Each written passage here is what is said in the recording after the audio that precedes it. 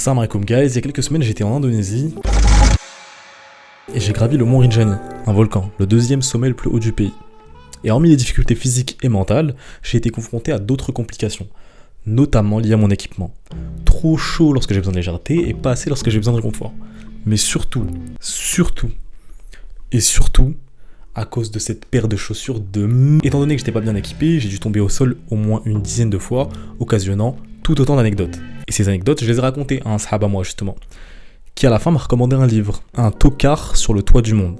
Alors j'ignore si c'est pour la partie tokar ou sur le toit du monde qui me l'a recommandé, toujours est-il que je l'ai acheté. L'auteur, Nadir Dendoun, nous raconte son expérience. Avoir été le premier franco-algérien à avoir gravi l'Everest, le tout sans aucune expérience en alpinisme.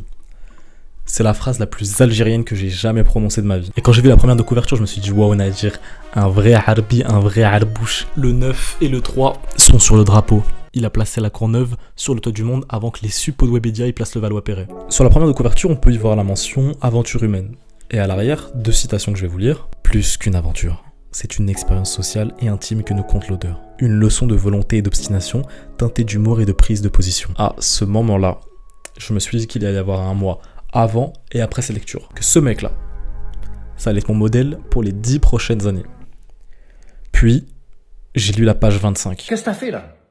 T'as craqué ou quoi? Je sais, tu sais, nous savons. Je suis dévasté. Ceux qui, comme moi, ont lu cet ouvrage, Je comprends pas. le savent. Mais c'est quoi ça? C'est la pire chose que je n'ai jamais lue de ma vie. Je pensais que t'étais un mec bien. C'était donc ça, les prises de position? Qu'est-ce que tu caches sous ton sourire? Ayant mis ce petit passage que je n'ose pas vous dépeindre, j'admets avoir un petit peu de mal avec ce genre de récit et ce que ça raconte.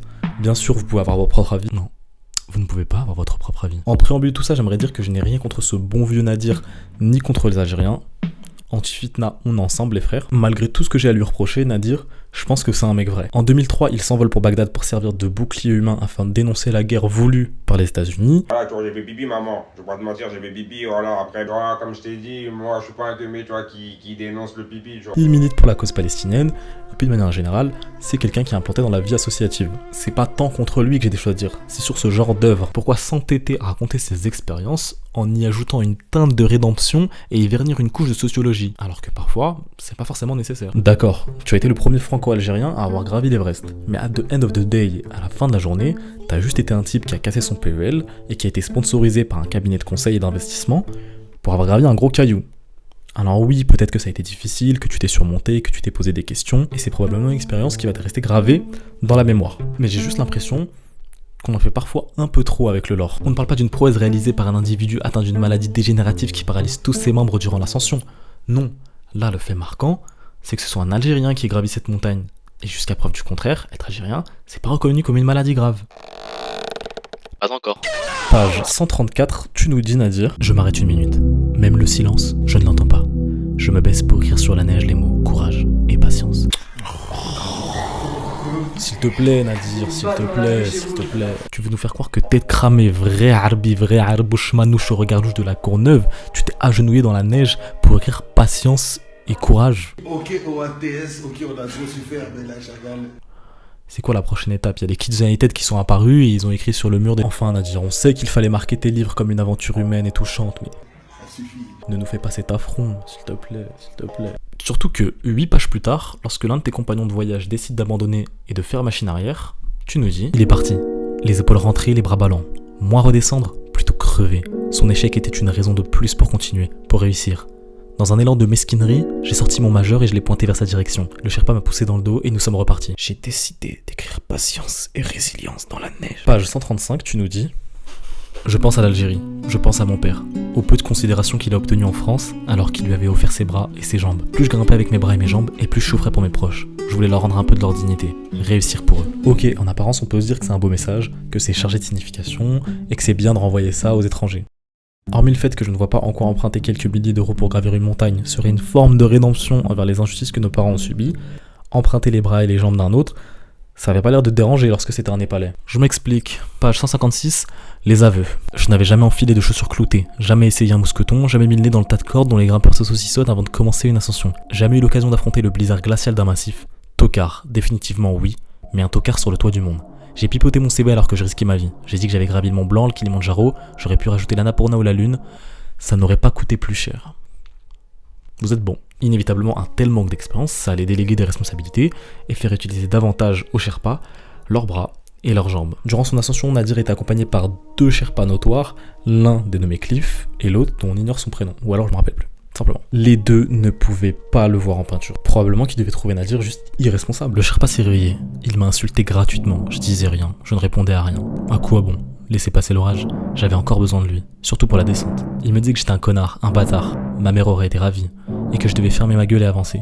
Il m'a poussé très fort dans le dos et j'ai failli perdre l'équilibre. Ensuite, sa main est venue atterrir sur mon crâne. J'ai vu rouge parce que ma patience a une limite. Ensuite, il m'a filé des baffes sur la tête. J'ai commencé à l'insulter en français pour m'échauffer la voix. Je lui ai dit, ta mère est une pute, ton père est un bâtard, et quand je serai en bas, je baiserai ta mère. J'ai décidé d'écrire patience et résilience dans la neige. Apparemment, ça n'allait pas assez vite pour lui. Il me demandait d'accélérer, j'étais au maximum. Il me disait que je le dégoûtais. Il n'avait pas vu sa gueule. On voit clairement qu'il n'en pouvait plus à 2 doigts de déclencher une bagarre. Et pourtant, malgré tout ça, lorsque Nadir va sortir de sa poche son appareil photo pour prendre en photo la montagne, et que ce dernier va faire tomber sa moufle de sa poche, c'est le Sherpa lui-même qui va lui tendre sa moufle à lui pour empêcher que Nadir ait les doigts nécrosés. Alors ouais, les bras, les jambes et les moufles. Alors là, on arrive à une partie lunaire pleine de mesquinerie, mais paradoxalement, je l'apprécie particulièrement. Quasiment arrivé jusqu'au sommet, le Sherpa va décider de s'arrêter. Pourquoi me direz-vous? Tout simplement parce qu'il craignait qu'il n'y aurait pas assez d'oxygène pour Nadir et lui afin de faire demi-tour. Dos au mur et voyant que son rêve allait lui échapper, qu'est-ce qu'a décidé de faire Nadir? Mentir. Et manipuler. J'étais prêt à tout sans rire. J'aurais tout fait pour concrétiser mon rêve. J'étais le roi de la chatte. Je l'ai regardé profondément comme si j'avais fait rentrer mon corps dans ses yeux. Il a détourné le regard, visiblement gêné. Je lui ai dit avec la conviction d'un homme désespéré: écoute mon frère, emmène-moi là-haut, tu seras un homme riche, je te filerai un tas de pognon, j'ai du fric à ne plus savoir quoi en faire, je suis un blindé, je suis un putain de bourgeois, un Charles Mohamed. Il est resté quelques minutes sans rien dire. Je pouvais lire dans ses yeux, il pensait à sa famille restée au village. Il voyait les légumes qui cuisaient dans la marmite, il se souvenait des coupures d'électricité, sa maison qui tombait en ruine et qu'il voulait tant remettre sur pattes. Il est reparti, je grimpais et je lui disais: t'as fait le bon choix, tu vas être le roi du pétrole dans ton village. Il continuait à m'insulter, c'était plus fort que lui, je riais aux éclats. J'ai plein d'argent, je lui disais, des euros et des dollars. Je peux même t'avoir des livres sterling. J'ai des dinars, mais cette monnaie, tu dois pas connaître. J'ai tout l'argent qu'il te faut, je te récompenserai si on arrive au sommet. Il me suivait, me cognait et me traitait encore de nom d'oiseau. Le fric, c'est chic, mes frères. Aïe, aïe, aïe, aïe, aïe, aïe, aïe, aïe. Nadir. Alors j'ignore si tu es un ghostwriter ou si tu as décidé seul de te dépeindre comme le plus gros manipulateur mental de ces 10 dernières années, mais il va falloir faire quelque chose. Bravo à lui, il a manipulé le Sherpa, parvenu jusqu'au sommet, et il a une petite pensée pour le 93. Le département le moins aimé de France et l'un des plus pauvres. J'habite la cité Maurice Thorez à l'île de Saint-Denis. 13 immeubles, 1500 personnes, la France qui se lève tôt, et celle qui rentre du boulot par le dernier métro. Et j'ai beaucoup de mal avec cette conclusion, vous me dites ce que vous en pensez. On est des centaines de milliers d'immigrés et enfants d'immigrés en France, nous aussi, on a vu nos parents se faire traiter comme s'ils ne valaient pas grand chose, on a vu nos mères partir au boulot à 5h du matin, et je compte même pas le nombre d'amis qui pourraient témoigner de la même chose. Et Nadir dans son livre, il en dit des choses vraies qui sont sensées, que la France est servie de ses immigrés, qu'être un harbi à l'autre bout du monde, c'est chargé de sens, fondamentalement, j'aurais du mal à être en désaccord avec lui. Je comprends juste pas pourquoi il tire ses conclusions dans ce genre de contexte. J'ai du mal à saisir en quoi réaliser des challenges surhumains changerait quoi que ce soit à la condition des immigrés ou des fils d'immigrés en France. Car oui, selon moi, ce ne sont des challenges, et Nadir n'en est pas à son coup d'essai. En juillet 1993, Nadir s'est imposé le défi de réaliser 3000 km à vélo en Australie. Bon, ça l'a inspiré pour un tour du monde à vélo parrainé par la Croix-Rouge australienne par la suite pour combattre le sida, certes, mais bon, pour l'Everest, excepté avoir dépensé toutes ses économies, avoir emprunté des milliers d'euros, avoir mis à bout des Sherpas, avoir mis en danger tous ses autres C'est pas une attaque ciblée sur Nadir, ça me ferait de mal de lui faire du mal. C'est juste que je pense que parfois il faut arrêter de prétendre que nos actions sont chargées de signification et qu'on fait ça pour les autres, alors qu'en réalité... Vous avez le droit de rêver, vous avez le droit de vouloir gravir des cailloux, et vous avez le droit de vous faire votre propre avis en lisant le livre. Il y a à peine 150 pages, ça se lit plutôt rapide. 1 mois. Il m'a fallu 1 mois pour terminer la lecture. Petit ours, il se cache juste à côté de... Il y a même une adaptation du livre en film intitulé L'Ascension avec Ahmed Silla dans le rôle principal. Bon, je vous arrête tout de suite. On va pas s'infliger un film avec Ahmed Silla tout de suite. Je l'ai regardé et en réalité c'est plus une inspiration qu'une adaptation parce qu'il y a plein d'éléments manquants. Parfois c'est dommage. Mais quand je repense à la page 25... Mais c'est quoi ça?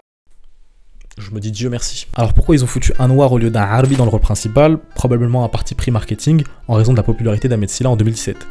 Maintenant pour Cliff. Le Sherpa qui accompagnait notre héros durant toute l'ascension, ils ont mis ce mec. Un blanc, ouais. Probablement un parti pris raciste. Vous savez quoi, dans le film, même eux n'ont pas su justifier pourquoi Nadir avait décidé de gravir l'Everest sans expérience. J'aimerais te poser la question que tout le monde se pose. Pourquoi tu fais ça? Alors ils ont foutu une histoire d'amour. Nadia, Samy, je veux un mec qui assure. Je ferais n'importe quoi pour toi. Je montrerais même les vrais s'il fallait. Bah oui, tu montrais les vrais. Oui, les scénaristes se sont dit que c'était une raison plus légitime de mettre sa vie et celle des autres en danger pour une meuf. Bonne lecture ou bon film, non, on s'attrape un jour ou l'autre, mais surtout, grosse force à Nadia. Parce qu'il m'a quand même inspiré, je l'admets, purée. Un Algérien sur le toit du monde. Walimsa, il est bien réglé. Le micro, il est bien réglé. L'antipop est dans la bonne position. Il va le faire d'une traite sans s'arrêter.